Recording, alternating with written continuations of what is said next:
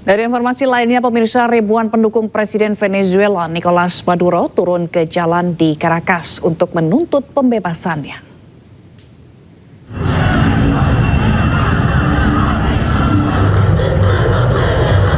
Mobilisasi difokuskan pada jalan-jalan utama di daerah yang dekat dengan Majelis Nasional, Mahkamah Agung, dan Istana Presiden. Masa menuntut pembebasan Presiden Maduro yang dipilih secara konstitusional. Demonstran menuntut keadilan bagi Maduro dan membela proyek minyak nasional Venezuela. Setelah penahanan, Maduro dan istrinya diperkirakan menghadiri sidang pada hari Senin. Maduro dituntut dugaan kejahatan terorisme, narkotika, konspirasi untuk memperdagangkan kokain dan korupsi. Selama persidangan, pasangan ini akan tetap berada dalam tahanan pra-peradilan di Brooklyn di New York.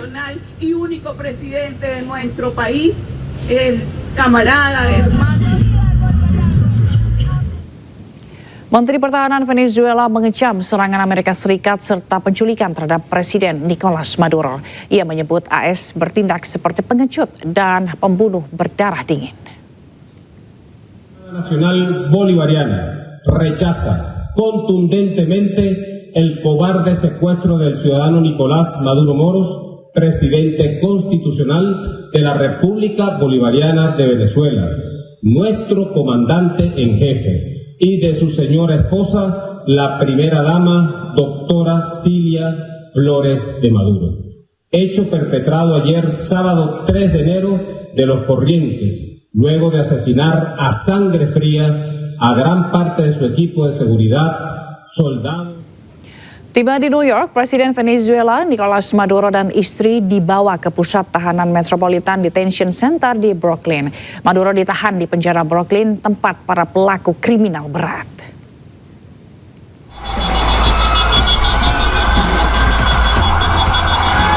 Presiden Venezuela Nicolas Maduro dibawa ke pusat tahanan Metropolitan Detention Center di Brooklyn, New York, Amerika Serikat setelah tiba di Manhattan dari Pangkalan Udara Nasional Stewart menggunakan helikopter.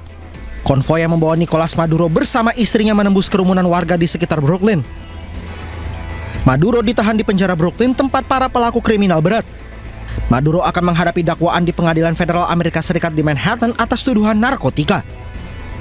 Maduro dan istri Cilia Flores ditangkap pasukan elit Amerika Serikat Delta Force di kediamannya hanya beberapa saat setelah militer Amerika Serikat membombardir kota Caracas pada Sabtu dini hari waktu setempat. Militer Amerika Serikat menangkap Maduro beserta istri atas perintah langsung Presiden Amerika Serikat Donald Trump.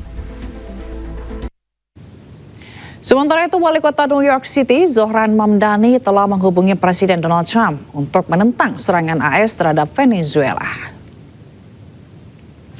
I know you said in a statement earlier today that you've been briefed on the situation with Maduro in Venezuela and soon to be New York. Were you briefed by the president? Have you spoken to the president about this matter?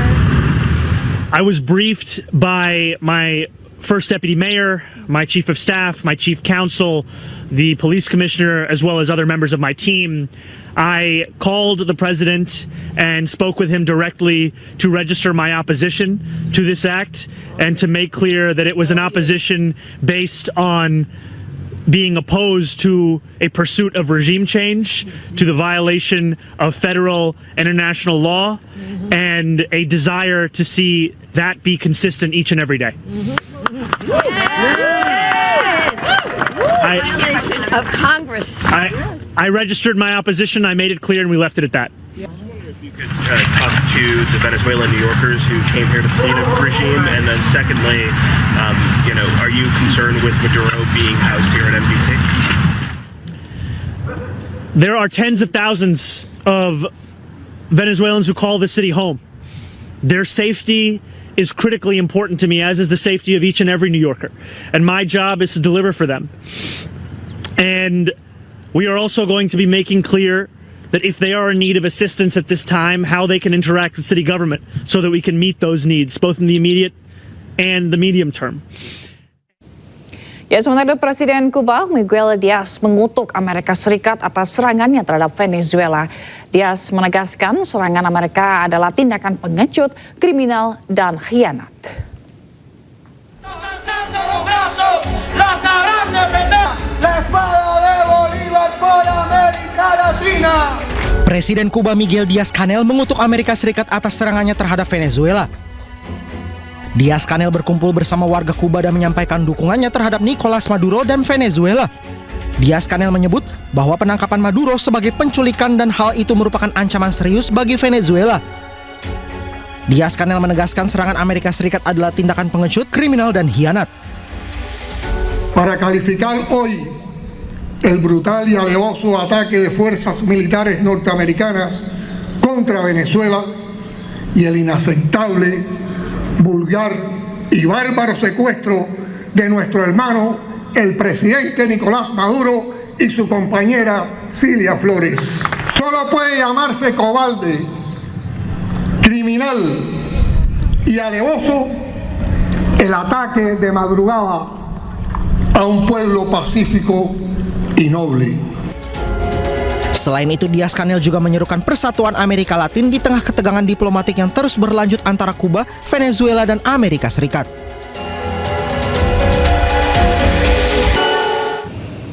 Setelah membombardir Venezuela dan menculik Presiden Maduro, Donald Trump melontarkan ancaman keras ke Kuba, Kolombia, dan Meksiko sebagai target agresi militer berikutnya.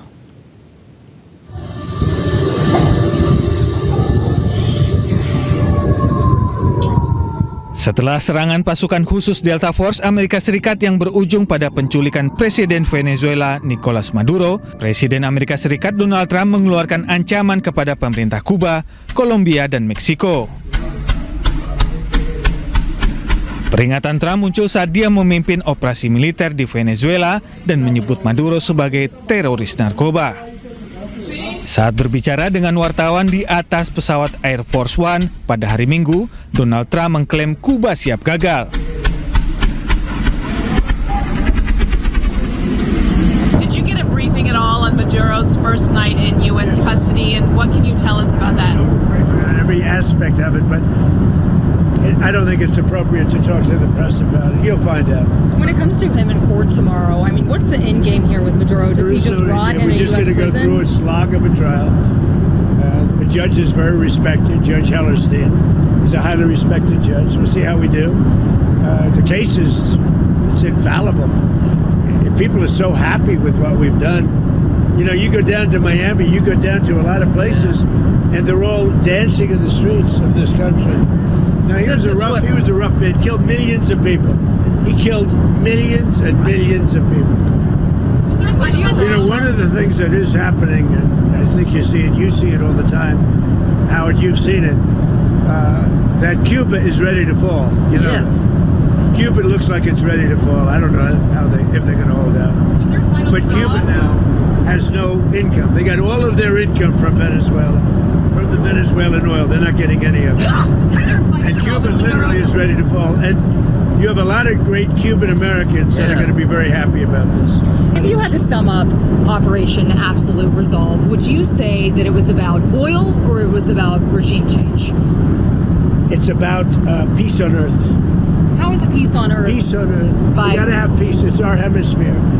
The Monroe Doctrine was very important when it was done, and other presidents, a lot of them, they lost sight of it. I didn't lose sight, but it really is, it's peace on earth. Thank you very much. Sementara itu, para ahli di Kuba memperingatkan masyarakat untuk bersiap menghadapi kemungkinan skenario agresi militer Amerika Serikat. Ileana Dopico Mateo, profesor di Universitas Havana, mengatakan bahwa persatuan adalah kunci dalam situasi saat ini. Ia menyerukan agar seluruh rakyat Kuba siap mengangkat senjata dan melakukan desentralisasi pemerintahan. Se creen que son los dueños del mundo y en este caso el señor Trump, que ha impulsado toda esta escalada de violencia y de apropiación, sobre todo del petróleo. Así pasó en Afganistán, así pasó en Irak, con otros gobiernos norteamericanos. Y así puede pasar de ahora en adelante en otros países. Sabtu lalu, pasukan khusus Amerika Serikat menyerang Venezuela dan menculik Presiden Nicolas Maduro beserta istrinya. Sementara itu, pemerintah Venezuela menyatakan keadaan darurat nasional dan menyatakan Amerika Serikat sedang mencoba untuk mencuri sumber daya strategis Venezuela, khususnya minyak dan emas. Tak hanya ikut campur dalam urusan politik Venezuela, Presiden Donald Trump juga mengancam Iran. Trump akan menghantam jika Iran bertindak represif pada pengunjuk rasa.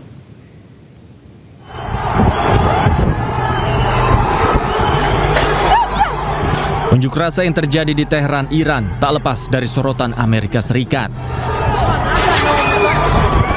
Presiden Amerika Serikat Donald Trump mengancam Iran terkait gelombang unjuk rasa yang berlangsung akibat krisis ekonomi.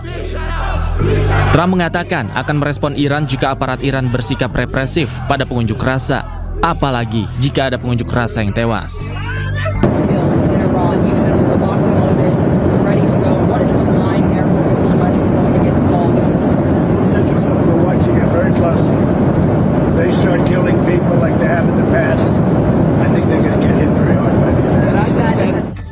Sebelumnya unjuk rasa besar-besaran digelar di sejumlah wilayah di Iran sebagai bentuk protes terhadap krisis ekonomi Iran. Aksi pada awalnya dimulai di ibu kota Teheran ini meluas ke sejumlah wilayah dan mulai mengarah pada tuntutan politik, termasuk seruan menentang pemimpin tertinggi Iran Khamenei serta tuntutan penggulingan rezim. Tim Liputan iNews melaporkan. Menyusul ancaman Amerika Serikat, Kolombia menyiagakan ribuan tentara di sejumlah titik rawan perbatasan Venezuela.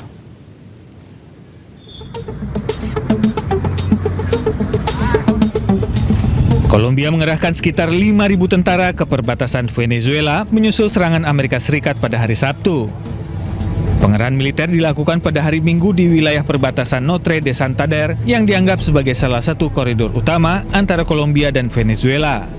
Siaga militer ini dilakukan sebagai bentuk pertahanan kedaulatan serta mempertahankan wilayah. Como unidad fronteriza, unidad de caballería, tenemos la misionalidad de la seguridad de nuestra línea de frontera.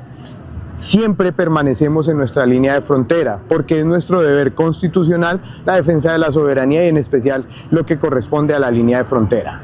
El despliegue como tal de nuestros vehículos, de nuestras tropas, es algo que normalmente realizamos y por lo cual siempre realizamos tareas en defensa tanto de la soberanía como en especial de la defensa y protección del pueblo colombiano. Selain mempertahankan wilayah, operasi militer ini juga memastikan kelancaran lalu lintas di wilayah perbatasan. Serangan serta penculikan Presiden Venezuela Nicolás Maduro mengundang banyak kritik dari pemimpin dunia. Presiden Kolombia Gustavo Petro menggambarkan hal tersebut sebagai agresi terhadap kedaulatan Venezuela. Kritik manajemen klub Manchester United pecat pelatih Ruben Amorim. Selengkapnya usai jeda, tetaplah bersama kami.